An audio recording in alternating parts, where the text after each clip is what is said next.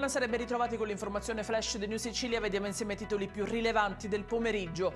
In apertura la cronaca con una tragedia che ha scosso la comunità di Mister Bianco nel Catanese. Una donna di 40 anni ha lanciato la figlia di 7 mesi dal balcone di un'abitazione sita in via Marchesi al secondo piano.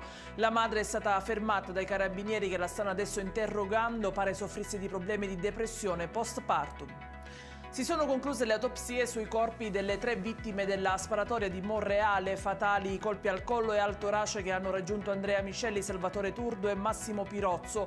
Convalidato intanto il fermo di Salvatore Calvaruso, al momento ancora unico indagato per la vicenda e accusato di strage.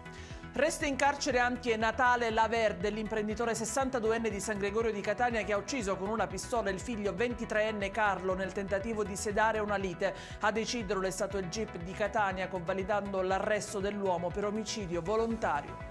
Fino a 5 anni di reclusione per lesioni ai docenti, questo è uno dei punti chiave discussi dal ministro dell'istruzione Giuseppe Valditara durante la conferenza stampa seguita al Consiglio dei Ministri.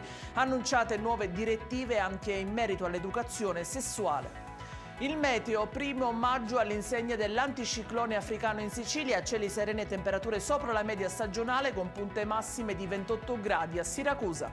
Ed è tutto per questa edizione, vi ricordo come sempre che i dettagli su queste notizie e molte altre li trovate sul nostro sito e sui nostri canali social. Grazie per averci seguito, vi ricordo che il TG Flash ritornerà venerdì 2 maggio alle 13:30. Arrivederci e buona serata.